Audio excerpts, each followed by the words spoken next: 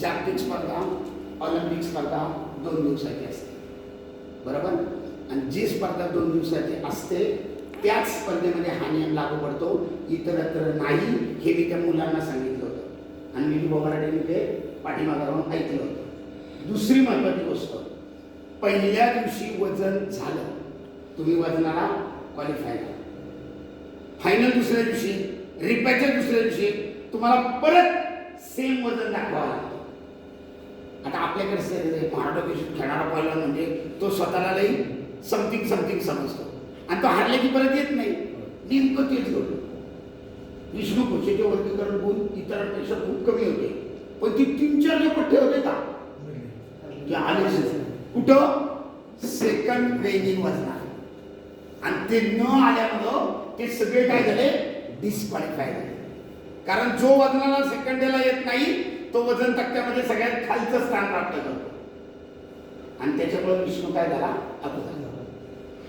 हे त्यांनी ऐकलं, त्यांना माहित होतं, ते त्यांनी फक्त सर बघा जरा एकदा, त्याला कुठेतरी संख्येची पाल चुकली आणि नेमकं तेच घडलं होतं. जर मी विनेशचा कोच असतो ना आणि मला कळतंय विनेशचं वजन तुटत नाही, तर मी विनेशला मेडिकल सर्टिफिकेट द्यायला लावलं असतं. हे मेडिकल सर्टिफिकेट आणि UWWच्या डेलिगेटला नेऊन दे.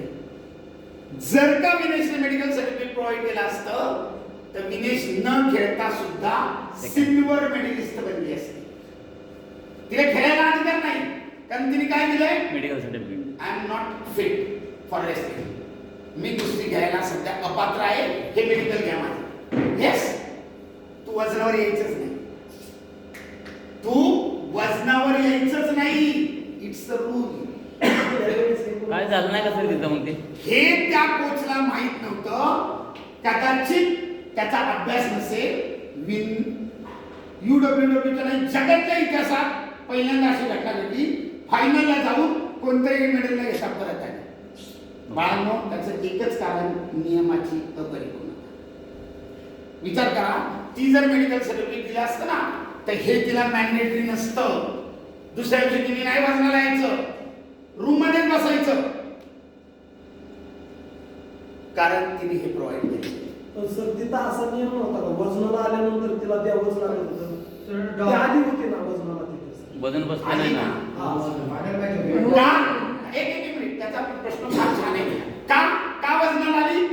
C not provide. तिने मेडिकल सर्टिफिकेट दिलेलं नव्हतं. वजन मॅन्डेटरी. तू जर मेडिकली अनफिट आहे तर तुला दुसऱ्या दिवशी वजनाला यायची गरज नाही बेटा. Automatically you are silver medallist.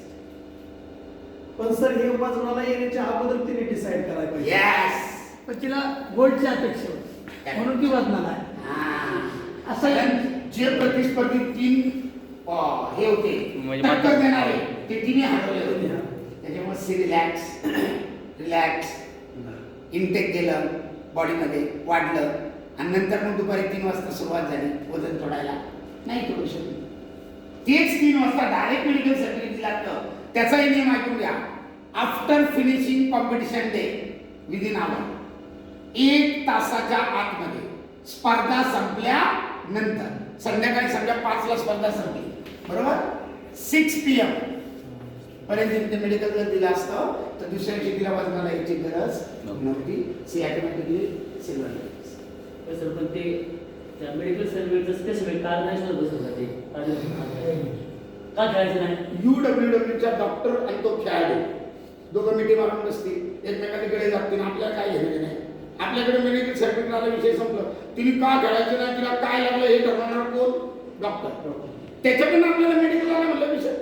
असं मी परत म्हणेल, त्यांनी हे कारण सांगितलं, मला तुला परत चेक करायचं. हो, तुमचं काम आहे फक्त तिने दिलेलं मेडिकल सर्टिफिकेट आहे ना, फिनिश.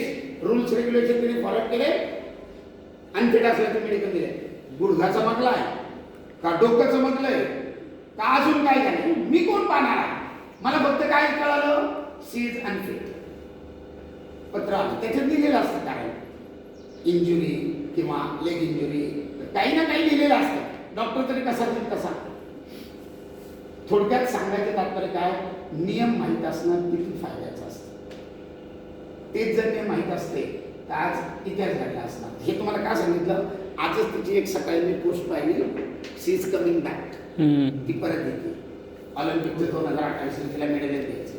तिने तिच्या ट्विटवर त्याच्यावर सगळीकडं हे केलं की मी उद्यापासून प्रॅक्टिसला लागते.